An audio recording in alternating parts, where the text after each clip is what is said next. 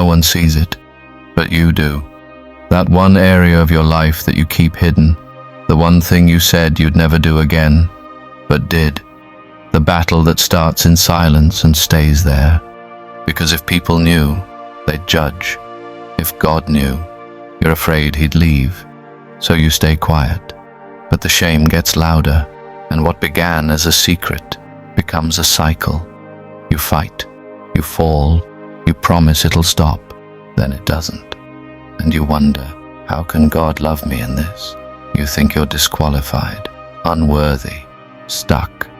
But what if this isn't where your story ends? What if this secret place is where God wants to meet you, not to shame you, but to free you? Because he sees it all, and he still stays.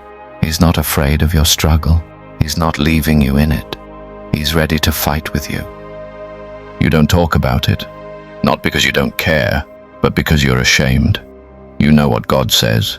You know it's wrong, but the cycle pulls you in again, late at night, when no one's watching, when you feel most alone. You promise it'll be the last time, but it's not. And with every fall, shame grows louder. You wonder if grace has a limit, if God's patience is running out. But grace isn't fragile, it's fierce. It doesn't walk away when you fall, it kneels beside you, not to excuse sin, but to remind you, you're not your struggle, you're still his. And he's not just watching from a distance, he's in the fight with you, offering strength, offering mercy, offering a way out. The enemy wants you to believe that silence is safety, but healing doesn't live in silence. It lives in the light. Sin in secret feels like a cage. You want out, but the door never opens. Not because God locked it, but because shame keeps you from reaching for the handle. You think freedom means never struggling again, but real freedom starts with honesty, not with perfection, but with confession. God isn't asking you to be flawless. He's asking you to be real, because the power of sin isn't just in what you did, it's in keeping it hidden, in the silence, in the secrecy. But grace breaks secrecy. It steps into the dark and says, "You're still mine." Not because you earned it, but because he already paid for it. You don't have to clean yourself up first. You just have to come out of hiding. Because light doesn't shame, it heals.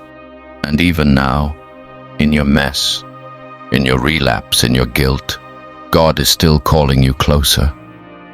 You've been trying to fight this sin alone, and that's why it keeps winning. Sin grows in isolation, but healing begins in connection. God never meant for you to carry this weight by yourself. You weren't created to fake it. You were created to walk in freedom. But freedom requires light. It requires surrender, not just to God, but sometimes to trusted people who can walk with you.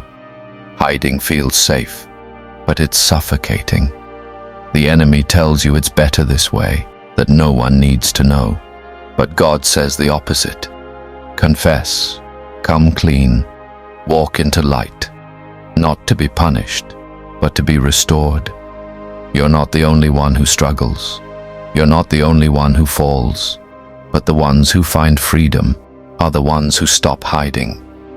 God isn't ashamed of your battle. He's just waiting to fight it with you, in the open.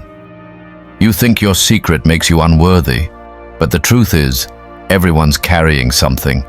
Yours just feels louder because you've been alone in it. But sin loses power the moment it's brought into the light. Not because it disappears instantly, but because shame does. And when shame breaks, healing begins. God doesn't expect you to break the cycle in one step. He just asks you to stop running from him. He's not waiting on the other side of your breakthrough. He's walking with you in the middle of your struggle.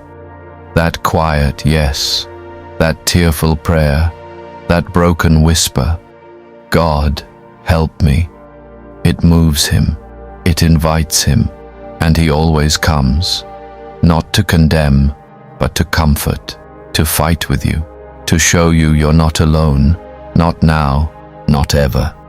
This isn't just about resisting sin, it's about receiving grace. You've been fighting like it's all on you, like if you just tried harder, prayed longer, felt guiltier, you'd finally stop. But freedom doesn't come from shame, it comes from surrender. Grace isn't earned through pain, it's received through honesty. You can't beat sin by hiding from God. You beat it by running to Him, even when you feel least worthy. That's where the power is, not in perfection, but in presence, in knowing you're not alone in this fight. Jesus didn't die so you'd carry secret guilt forever. He died to break the power of it. And right now, you have a choice, not to be perfect, but to be free. The first step? Tell the truth, not to earn God's love, but because you already have it. Your sin might be secret, but your healing won't be, not if you bring it into the light. You've believed the lie that you're too far gone, that if people really knew, they'd leave, that if God really saw, He'd turn away. But He already sees, and He hasn't moved. His love doesn't flinch at your failure. It leans in, not to excuse the sin, but to restore the sinner. You're not defined by your darkest moment. You're defined by the cross that covered it. And even now, as you read this, God's not waiting for a better version of you. He wants this you, raw, real, tired of hiding. He's not looking for perfect confession, just honest surrender. Your freedom won't come from trying harder. It'll come from running to grace faster, because the power to break the cycle isn't in your strength, it's in His love. And His love? It never runs out, especially not for those who want out of the dark. You don't need to win this battle alone. You never were meant to. Freedom was never about perfection. It's about persistence, about running to grace one more time than you fell. God's not counting your failures. He's looking at your heart. And if your heart still wants Him, He's already near. The secret sin you carry doesn't make you less lovable. It makes you human. And humans are exactly who Jesus came for.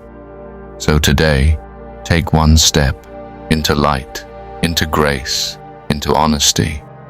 You don't have to fix everything right now. You just have to stop hiding. Because healing starts when shame loses its voice. What if the thing you're most ashamed of is the place God wants to meet you first? And what if this time you didn't walk away,